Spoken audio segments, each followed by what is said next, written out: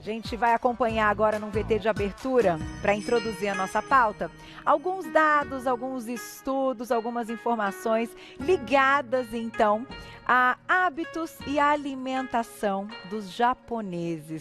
Será que está tudo envolvido para essa longevidade? Dá uma olhadinha.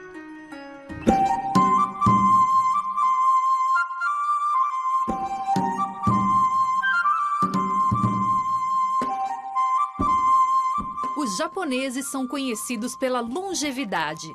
De acordo com a Organização Mundial de Saúde, em 2019, a expectativa média de vida no Japão chegou aos 84 anos de idade.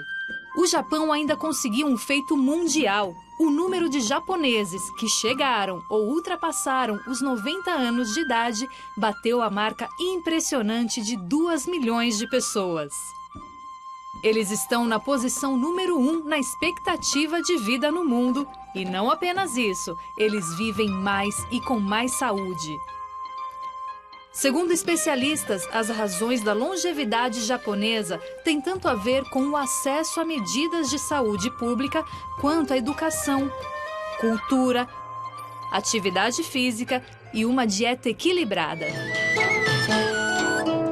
Qual será o segredo dessa dieta que faz tanta diferença na qualidade de vida desse povo? Vamos descobrir, afinal, esse segredo pode nos ajudar a ter uma vida mais longa e saudável. Lindo, né? Um beijo para a querida Camila Galete, que nos deu aí a sua voz para essas informações. E hoje recebendo mais uma vez o nutrólogo, Dr. Patrick Ferreira, bem-vindo. Obrigado. Prazer tê-lo aqui, porque o assunto é incrível, né? Sim. Já com essa introdução, eu sou uma verdadeira fã de tudo, né? Da questão dos hábitos, da sabedoria mesmo, dos japoneses. Sempre comento com a Fuzi, que é a nossa coordenadora, que está me dirigindo no momento, com o Pedrinho, que é o nosso estagiário, que são aí orientais. E a questão da alimentação e tudo que está por trás disso, eu acho que a gente tem que ficar bem atento e copiar mesmo. Você não acha, doutor? Sim, tudo que é bom a gente deve copiar, não né? É? E é interessante que, assim, Okinawa, no Japão, por exemplo, não sei se você chegou a ver, mas existe algumas blue zones que eles falam no mundo, né? Alguns locais onde eles realmente têm essa longevidade. E aí eles estão estudando justamente isso. Por que será que Okinawa... na Itália também tem a Sardenha. Então, por que essa longevidade? Porque são tantas pessoas que vivem até próximo aos 100 ou mais do que 100 anos. Então, o que é bom a gente copia. E com qualidade de vida. Com qualidade de vida. Que isso também eu acho que é algo que chama bastante atenção, Sim. né? Porque se a gente for notar, muitas pessoas podem chegar aí a essa longevidade, mas que já não tenham, enfim, a questão de tudo funcionando com qualidade, Sim. né? Para que a gente consiga até também desenvolver algumas coisas. Agora, vamos falar um pouquinho das trocas e do que está por trás disso, que vocês já sabem, então, que podem sim ser trocas inteligentes. É muito interessante porque, assim, o japonês, né, a cultura deles é muito mais de peixe, como a gente já sabe. Uhum. Então, a gente tem uma cultura de ingerir as proteínas muito da carne. O japonês, ele tem muito mais do peixe. Quando você traz essa proteína do peixe, você está trazendo os benefícios do ômega 3, né? Que a gente fala do EPA, do DHA. O EPA é um grande protetor cardíaco. O DHA, que está ali no ômega 3 do peixe, ele protege o nosso cérebro, ajuda até prevenção de depressão, né? De ansiedades. Então, assim, lógico que não vai ser o curar, mas talvez vai ser já um start. Também tem o shimeji, que é uma outra troca que eles fazem, que também é uma outra fonte de proteínas e tem muita fibra. Então melhora toda essa absorção, esse desequilíbrio que a gente tem por essa dieta ocidental nossa, né? A dieta oriental, eles reequilibram a própria flora intestinal. Tem uma variedade muito grande, eles acabam introduzindo muito legumes e verduras. É verdade, quase todos os pratos, né? A gente tem uma foto aqui. Sim. Que prato é esse, Fu? Você sabe o nome? Eu sempre confundo. É o udon, eu ia dizer sukiyaki, não, é o udon. E, ó, todos eles têm legumes, né? Sim. E você vê que eles colocam até o carboidrato, que a gente tanto diz que é o vilão, mas será que o carboidrato é tão vilão assim quando eu estou fazendo essa variedade? Tudo bem que o macarrão que o japonês utiliza, não é essa quantidade de carboidrato que o nosso tem. Então temos esse segredinho aí. Tá. E eles têm um arroz, mas a questão principal é essa variedade, é você estar trazendo as leguminosas, o peixe, né, as algas, a soja, tudo isso. E com equilíbrio, porque se a gente for ver, não é que tem um tantão ali, né, do macarrão e tal, é tudo muito equilibrado, muito porcionado, né? E quantidade certa. Eu vou daqui a pouquinho colocar perguntinhas do público no @VocêBonitaTV. Vou lá e já volto para a gente falar de uma questão importante, também ligada a essa troca dos alimentos, que é a seguinte: você comentou então que o macarrão já tem um valor nutricional diferente do que a gente está acostumado. Sim. E a questão das estações, do solo, do tempo, se isso tem influência também no que eles consomem. Então, graças a Deus a gente mora num país tropical, aqui tem muita coisa. Mas chama a atenção no Japão as pequenas, como posso dizer, as pequenas comunidades, aldeias, e que às vezes esse solo também tem uma produção diferente da nossa, né? Sim, totalmente. Na verdade, o que mais se aproxima nosso do que o japonês faz é o orgânico. Tá. Que é um solo que é preparado, a comunidade prepara aquele solo. Então, realmente, eu estou trazendo, seja frutas, legumes ou verduras, mas de um solo rico em vitaminas e minerais. Entendi. Então, isso influencia totalmente aquilo que eu estou absorvendo. Se aquilo que eu preciso absorver eu tenho que tirar da nossa alimentação, e se veio de um solo rico, realmente isso nos favorece bastante.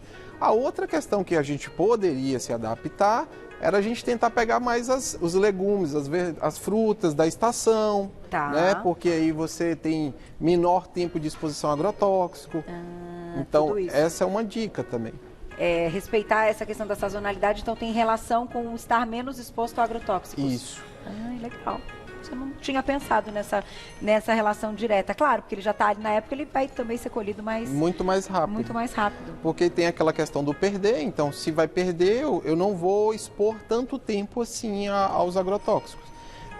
Lógico que, se fosse possível, todos nós só comeríamos orgânico. Então, essa é uma forma de você mudar essa situação, né? Perfeito. Para quem está em casa, entender assim, que também pode ser possível da gente chegar a algo parecido, né? Aqui no Brasil mesmo, né?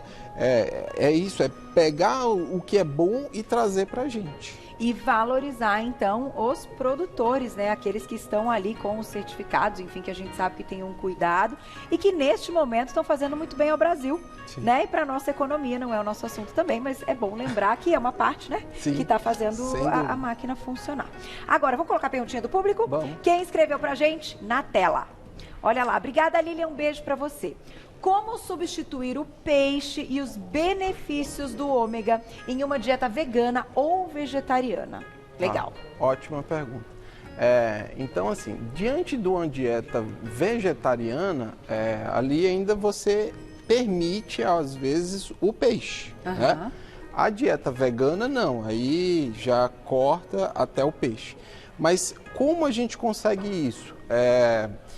Hoje já existe uma suplementação que dá para a gente fazer. Hoje a indústria de suplementos, ele já nos dá essa possibilidade de você fazer a suplementação do ômega 3 sem necessariamente você estar usando o peixe. Tá. Então, a melhor forma da gente fazer isso seria via suplementação, tá? Porque aí a gente vai ter certeza de que eu estou oferecendo a quantidade adequada do EPA e do DHA para que essas pessoas não possam ficar carentes. Antigamente o ômega 3 e os suplementos que são enriquecidos em ômega 3 para a dieta vegana eram um pouco acessíveis, mas hoje isso a gente já consegue fazer de uma forma bem mais interessante e fácil. Tá aí. Eu vou deixar mais uma perguntinha para vocês e já vamos falar dos horários dos japoneses, porque japonês muitas vezes coloca o arroz ali até no café da manhã, né, doutora? Eu acho interessante a gente falar da parte cultural também. Quem escreveu pra gente na tela, olha lá.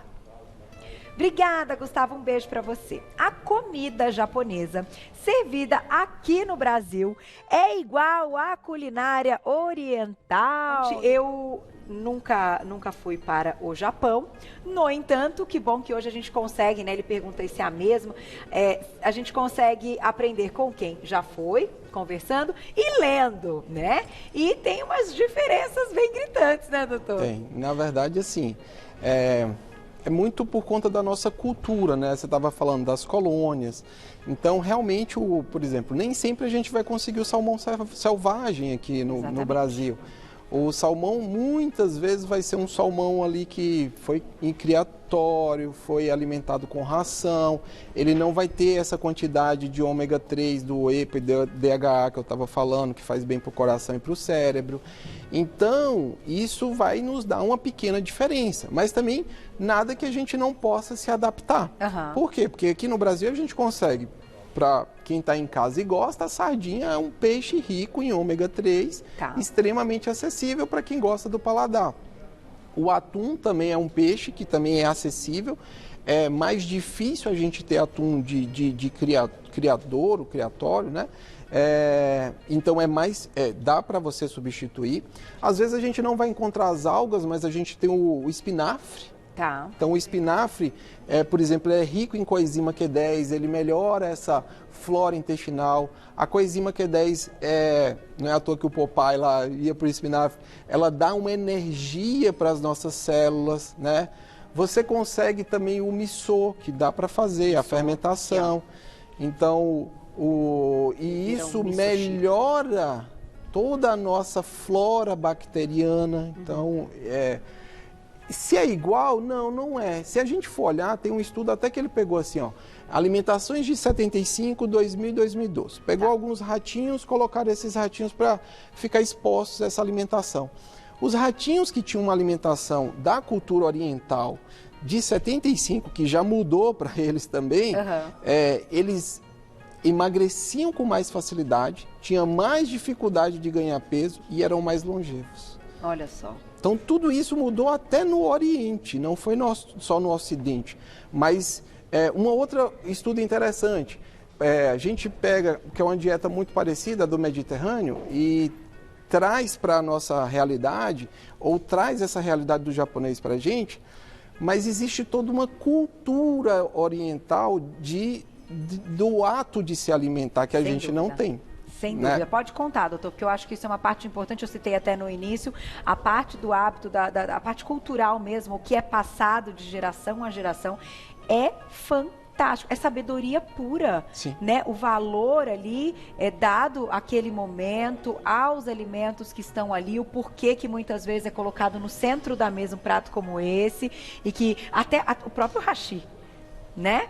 Faz toda a diferença. Experimente comer tudo com hashi.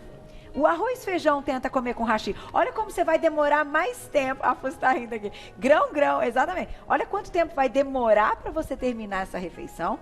Olha o quanto vai dar tempo de você ter uma saciedade mais rápida. Então, gente, tudo faz sentido. É só, né, a gente pensar. E eles conseguem, mas aí por isso que eles comem mais devagar. Não tem relação a isso, tem doutor? Total relação. Aqui. Não é só o cultural, mas difícil. É a forma de fazer também, né? Então, você dá mais tempo realmente para mastigar. Então, a gente já começa uma digestão melhor. Porque a gente hoje come como? O celular está aqui do lado, respondendo o WhatsApp, e ao mesmo tempo eu estou mastigando. Então, eu nem mastigo, eu já coloquei essa comida para dentro. Então, tudo isso faz diferença na hora da gente pensar na longevidade, né?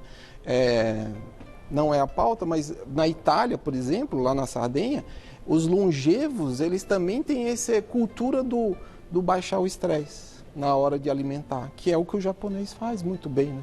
É meio que uma meditação até, né? Sim. Tem uma baixa ali daquela adrenalina e que vai muito além do só matar a fome. Sim. Né? Eu acho que isso é interessante. Agora, a gente não comentou do molho de soja, que é algo muito presente, né? Só que nós temos vários... tem qualidades diferentes desse molho de soja. Quem já experimentou um molho de soja, enfim, fora até do Brasil, que ele é proibido de ter algumas coisas? Principalmente o sódio, né? Então, ele é diferente do molho de soja que a gente tem, né? Isso também a gente tem que tomar cuidado? Qual que é a sua dica, doutor? Muito, porque na verdade o nosso molho de soja, ele é rico em sódio. E a gente sabe que a pior propriedade do sal é o sódio. Às vezes não é o sal que faz mal, mas o sal é enriquecido em sódio. Tá. E se a gente, para se tornar mais palatável, porque nosso paladar é um pouco diferente, vai para o que a gente chama de japonês fake, né? Porque não é a cultura oriental de verdade, a gente acaba trazendo o ocidental para algo oriental e algo que era bom deixa de ser bom. Entendi. Então, o problema é buscar um molho que não tem essa quantidade toda de sódio.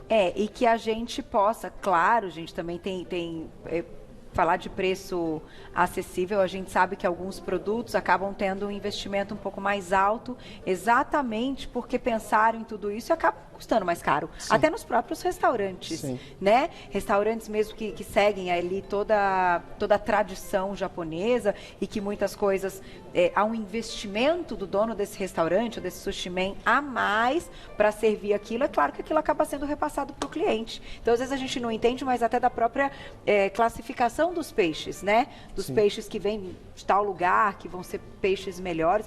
Eu acho que isso, no fundo, mas é legal a gente colocar a pauta e conseguir observar por cima, porque não tem nada aqui que seja tão difícil. Não, não é. Né? Você vê que assim, são coisas que podem estar no nosso dia a dia, que Sem a gente dúvida. acha facilmente aí no supermercado, né? E as substituições que a gente pode fazer. Se coloca, ao invés de carne aí 3 vezes por semana, mas talvez peixe com variedades diferentes, não precisa ser o salmão, mas pode ser o atum, pode ser a sardinha, para quem gosta, né?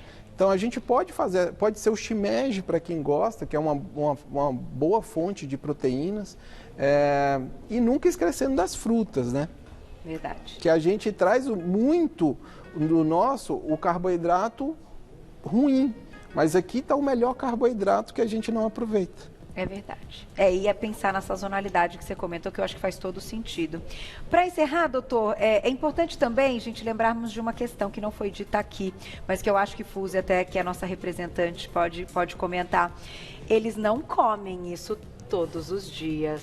Então, quando a gente olha e fala que é uma refeição até calórica, que tem um pouco de açúcar nesse arroz, e que tem muito arroz e tal, e esse peixe tem muita gordura, enfim, eles não comem isso todos os dias. Isso é o dia diferente dos japoneses, não é, Fuzi?